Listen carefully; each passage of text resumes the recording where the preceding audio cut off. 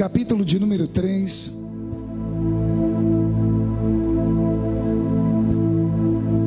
Capítulo de número 3, versículo de número 8. Enquanto os irmãos estão procurando, eu quero cumprimentar também aqui a cantora Mariane, seu esposo Silas. Fazia tempo que eu não via vocês também. Ela continua bonita, mas você está um caco.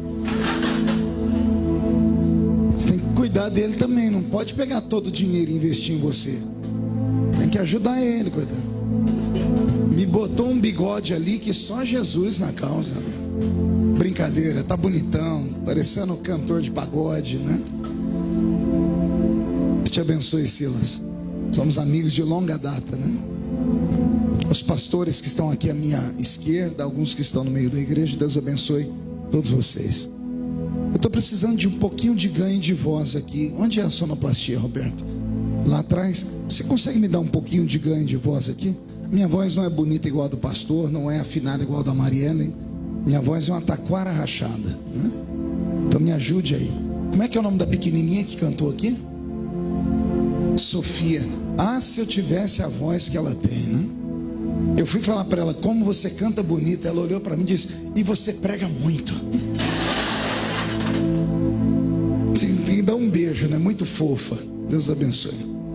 João capítulo 3, versículo de número 8. Quem encontrou, diga amém.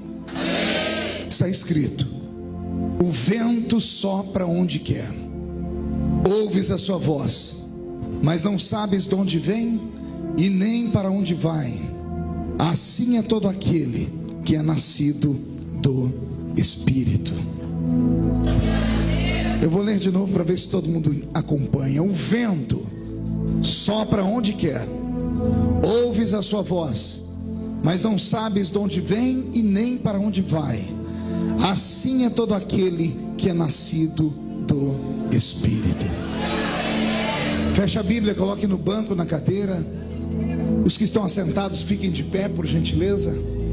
E pegue na mão da pessoa mais perfumada do seu lado. Ainda dá tempo. Aperte a mão dele ou dela com um carinho até eles falarem aleluia. Pentecostal que não faz barulho está com defeito de fabricação, não é? Vamos orar? Pai, nós te exaltamos, nós te glorificamos. Nós entendemos que dentro de alguns minutos, e esta linda igreja ficará pequena para o tamanho da glória que o Senhor vai mandar do alto dos céus. Os que vieram tristes começarão a saltar de alegria. Os que vieram se arrastando não voltam se arrastando para casa. Hoje voltarão voando nas asas de um novo tempo. E antes que eu comece a ministrar a sua palavra, cerque esta igreja com a sua glória. E num raio de 5 quilômetros onde houver um demônio alojado, eu dou a esses demônios segundos para sumirem daqui. Porque se não sumirem, serão queimados pelo poder da sua glória que aqui será derramada. Rasgue os céus sobre Mongaguá nessa noite. Manda anjos de fogo descerem aqui. Que estes anjos desçam trazendo brasas de fogo nas mãos. Comecem a esparramar estas brasas entre nós. E onde houver um crente cheio do Espírito Santo, pega ele nesta noite, Jesus, e mostra o caminho da verdadeira e poderosa adoração. Fala conosco, fica conosco. É o que eu te peço agora e sempre. E toda a igreja diz: os que podem, tomem o seu assento aplaudindo a Jesus porque Ele é bom.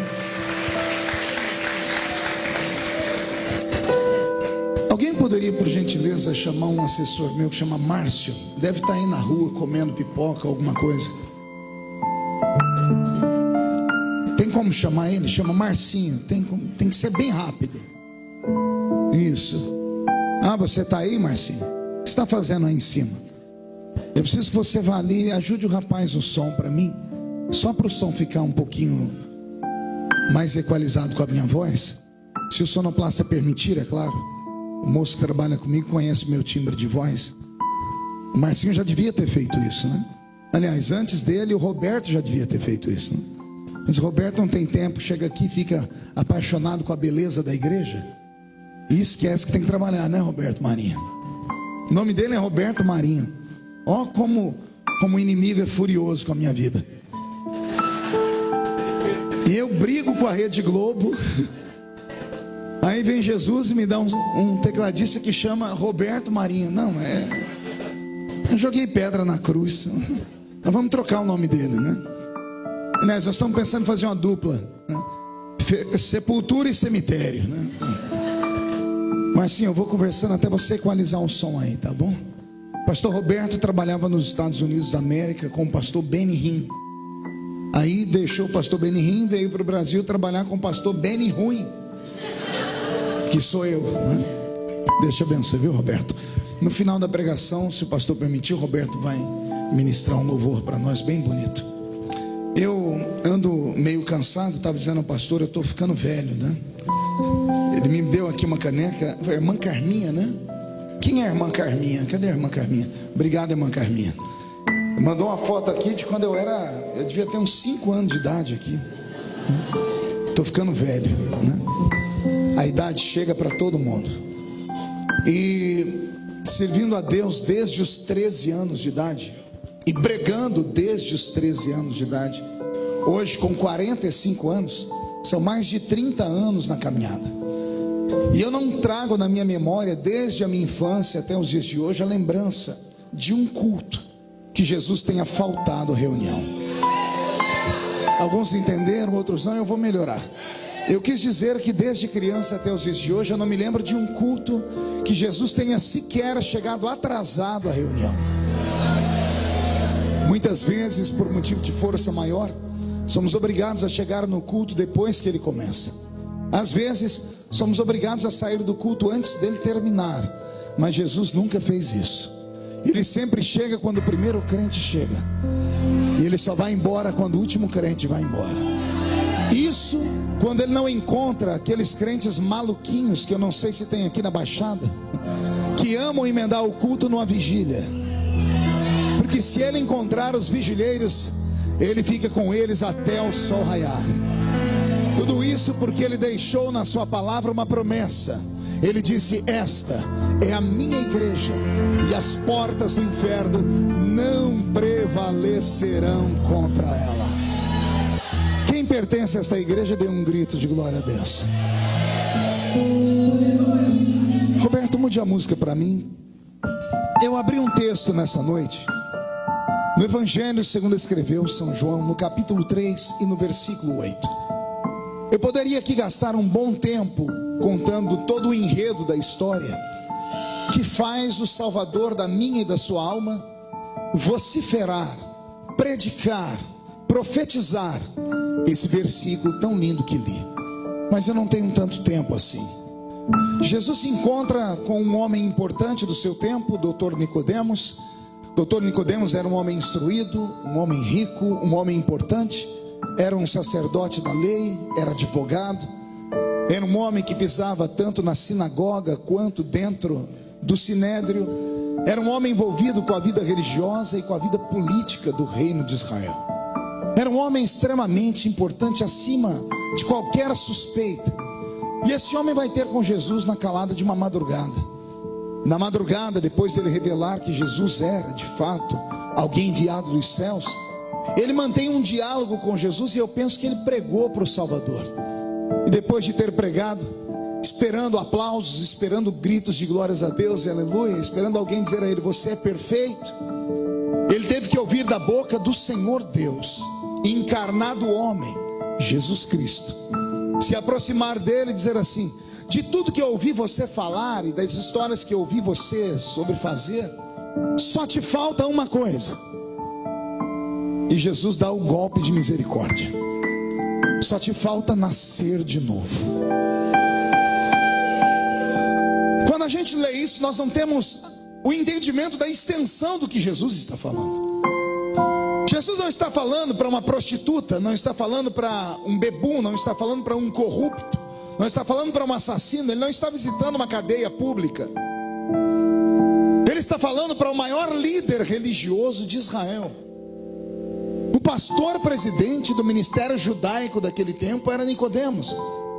Era o principal dos sacerdotes, mestre da lei, homem que falava sobre céu e inferno com muita facilidade, homem que tinha autoridade da vida e da morte nas mãos.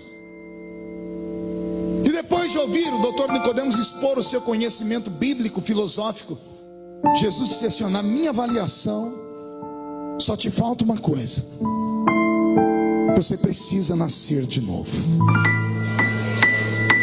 Você consegue imaginar isso?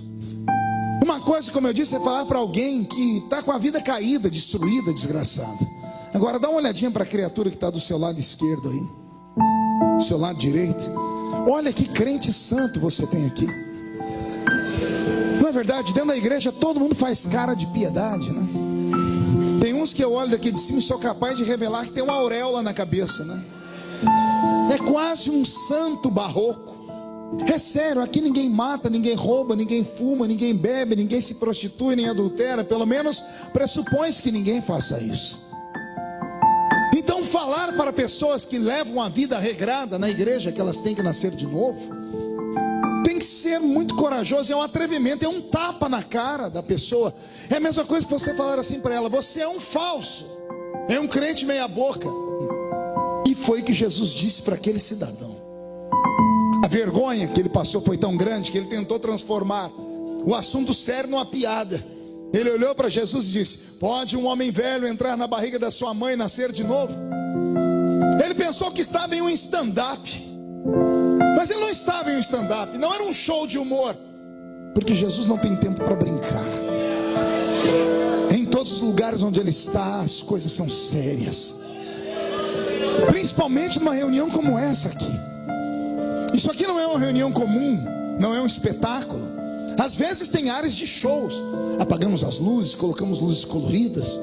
Às vezes tem ar de teatro, porque temos atuação, mas não é um teatro, e tampouco um cinema. Aqui ainda é um quartel-general. Soldados não se reúnem para brincar, soldados se reúnem para traçar planos e estratégias.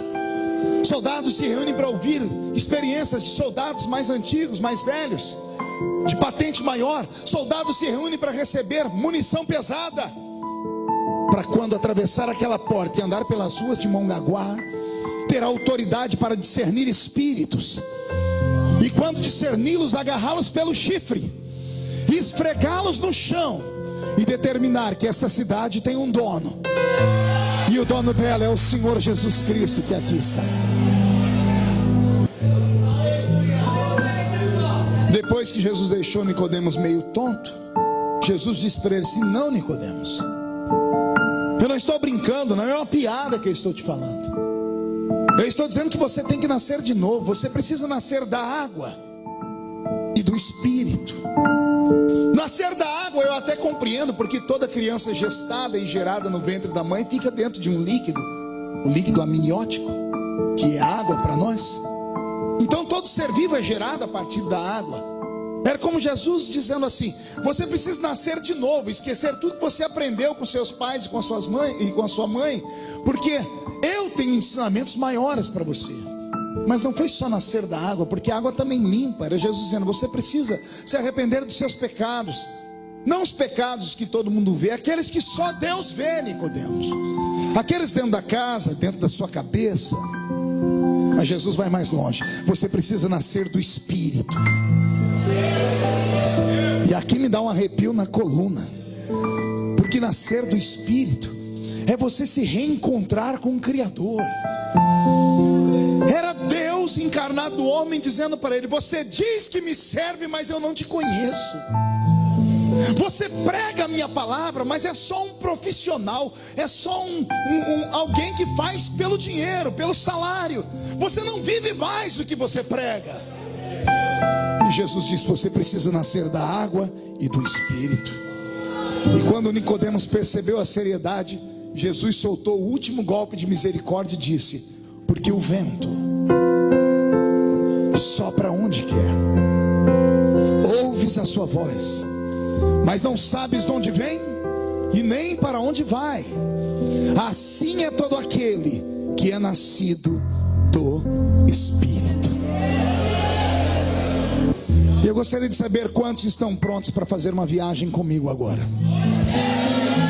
De verdade, então acotovela esse irmão e diga para ele: aperte o cinto, porque a viagem é longa, mas é segura. Só tem um problema. Diga aí, só tem um problema. É uma viagem só de ida. Quem não tiver coragem, dá tempo de descer. Se não quiser viajar comigo, desembarque agora. Pelo horário dá tempo de ir para casa assistir o Corujão ainda. Porque se ficar comigo aqui, coruja você não vê, mas você corre o risco de ver a pombinha do Espírito Santo voar sobre o Ministério Hope. Posso ouvir mais um grito dos pentecostais aqui dentro? Roberto, mude a música para mim. O Senhor Jesus estava falando para Nicodemos que ele precisava ter uma experiência com o Espírito Santo. E eu queria nesta noite, depois de ler na camisa de quase todos os membros da igreja sobre o Espírito Santo, todos querem ser usados por ele.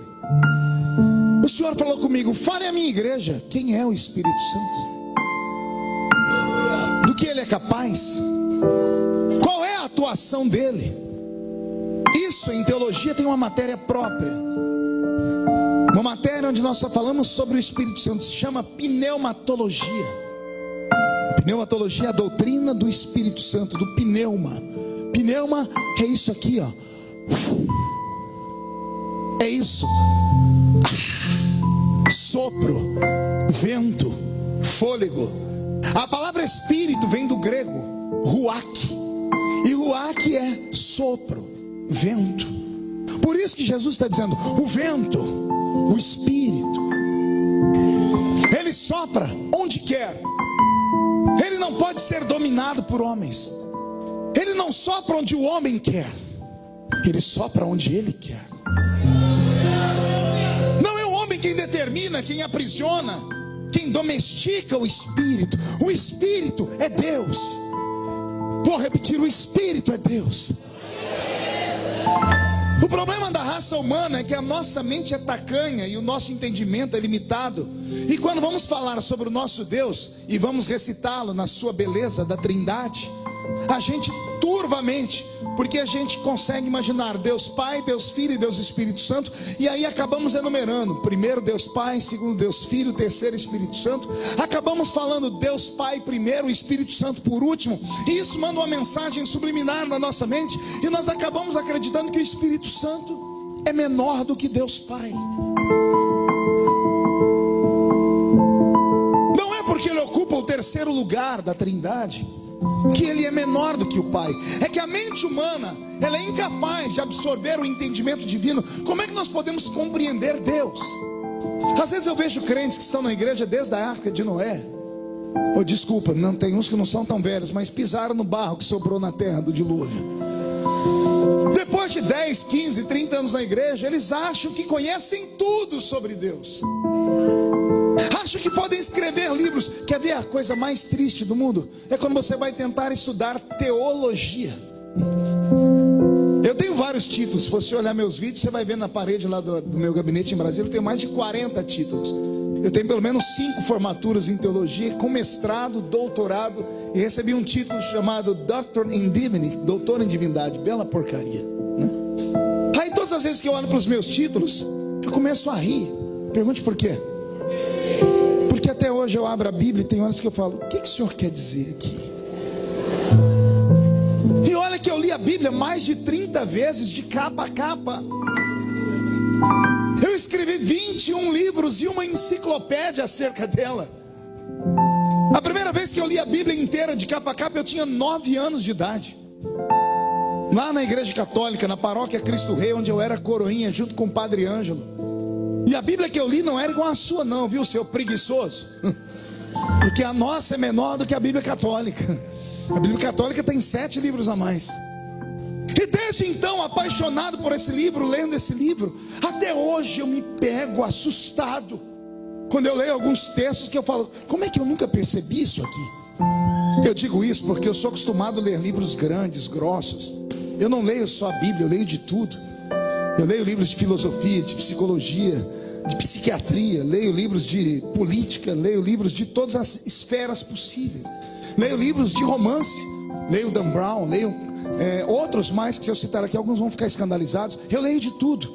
Só que todas as vezes que eu termino de ler um desses livros grossos de romance, eu termino de ler, coloco aqui, nunca mais olho para ele. Basta olhar para o livro que eu lembro da primeira cena até a última. A Bíblia não. Eu já li 30 vezes de capa a capa, e às vezes eu fico com medo de tocar nela. Quando eu era criança na escola dominical diziam assim: a Bíblia fechada é um livro comum, mas aberta é a boca de Deus falando. O tempo passou e eu consertei essa frase. Está errado, me ensinaram errado. A Bíblia fechada ou aberta é a boca de Deus falando conosco. Já assistiu filmes americanos? Na hora de julgamentos, pegam a Bíblia Sagrada fechada, colocam lá e faz a pessoa fazer um juramento sobre ela. Não invocam nenhum versículo dela. Por quê? Porque não precisa. Porque qualquer ser humano que tem um mínimo de entendimento sabe que esse livro não é normal. Eu tenho medo desse livro, mas também sou apaixonado por ele. Que pena que a nossa geração não tem mais apreço pela Bíblia. Que pena que a nossa juventude, nossas crianças trocaram a Bíblia física por uma Bíblia eletrônica. Ah, pastor, mas eu estou com a Bíblia. Sim, mas caminhar com a Bíblia para o crente não é só carregar um livro. A Bíblia não é só um livro. A Bíblia é uma identidade. A Bíblia é uma espada. Quantas vezes com a Bíblia na mão, sentado num banco esperando o ônibus, às vezes na beira da praça, na hora do almoço lendo, sentou alguém e disse: o que tem aí? E abrindo a Bíblia eu disse: aqui está escrito que Jesus te ama. Quantas pessoas eu levei ao pé da cruz assim? Deixa eu deixar aqui um recado para os jovens: não se envergonhem da Bíblia, porque Jesus deixou escrito assim: se você se envergonha de mim diante dos homens, um dia eu me envergonharei de ti diante do meu Pai. Ame a Bíblia. Quem pode dar uma glória a Deus por isso? Portanto, eu quero aqui tentar falar sobre esse Espírito. Quero tentar dar ao Espírito Santo nesta noite, aqui nessa linda igreja, na Igreja Hope, o verdadeiro lugar a Ele. Eu já me emociono só de imaginar a alegria dele. O Espírito Santo não é um vento, ele não é água, ele não é óleo, ele não é fogo. Porque a gente só lembra do Espírito Santo quando faz essas associações: vento, fogo, água, óleo, o azeite do Espírito Santo, o fogo do Pentecoste. Não é assim que fazemos associações? O Espírito Santo não é vento, não é água, não é óleo, não é fogo. Embora o vento, a água, o fogo e o óleo sejam símbolos dele, mas ele é maior do que tudo isso. Ele é Deus. Ele não é maior do que o Pai e não é menor do que o Filho. Ele é Deus. Ele simplesmente, nos dias em que vivemos, na sua extrema educação, porque ele é um cavalheiro, ele é um gentleman, ele se coloca no lugar dele. E o lugar dele, nesses anos em que vivemos aqui na terra, é exaltar o Pai e o Filho. Sabia disso? Desde que o mundo é mundo, de Gênesis até os dias atuais, Deus sempre se manifestou na terra em uma das suas formas. Às vezes como Deus Pai, às vezes como Deus Filho, e na nossa era como Deus Espírito Santo. De Gênesis a Malaquias, o Velho Testamento inteiro, nós temos 5 dispensações bíblicas. E nas 5 dispensações bíblicas, Deus Pai se manifestou. Quer seja a dispensação da inocência, consciência, governo humano, era patriarcal e lei. No Velho Testamento inteiro você só vai encontrar a figura de Iavé ou de Jeová, Deus Pai. Deus Pai dominou o Velho Testamento inteiro, até que no livro de Malaquias Deus se silencia. E há um período de 400 anos que Deus fica sem falar com a raça humana. Por isso temos 2 testamentos na Bíblia, Velho e Novo. Por que temos uma separação? Porque não há um testamento único. Porque houve um período em que Deus parece ter olhado para a raça humana e desistido de nós. No livro de Malaquias, Deus olhou para a raça humana, lavou as mãos, voltou para o céu, sentou no trono e deu um grito. Pergunte qual? E agora? A quem enviarei? Quem há de ir por nós? Por quê, pastor? Porque Deus desistiu. Era a maneira de Deus dizer: eu fui e eles me rejeitaram. Se me rejeitaram, quem eu envio agora? Se rejeitaram o eterno Criador, quem é que pode salvar a raça humana? E é nesse momento que Deus Filho se manifesta. Pergunte como? Respondendo a pergunta do Pai. Qual foi a pergunta? 1, 2, 3. Qual foi a pergunta? A pergunta inteira. Ninguém conhece a Bíblia aqui. Vamos lá. 1, 2, 3. E agora? A quem? A resposta do Filho foi essa: eis-me aqui. Envia-me a mim. Deus Pai ficou, Deus Filho desceu. Deus Filho ficou conosco por 33 anos e meio. É o período de Jesus na terra. Antes de ir para o céu, ele disse aos seus discípulos: ficai até que do alto sejais revestidos de... E quem foi que desceu em Atos capítulo 2? O Espírito Santo. Só que veja só, enquanto Deus Pai está no céu, Deus Filho está aqui, Deus Espírito está no céu. Quando Deus Pai estava aqui, Deus Filho e Deus Espírito estavam lá. Agora que Deus Espírito está aqui, Deus Pai e Deus Filho permanecem lá. Você entendeu? Cada um teve um tempo de atuação.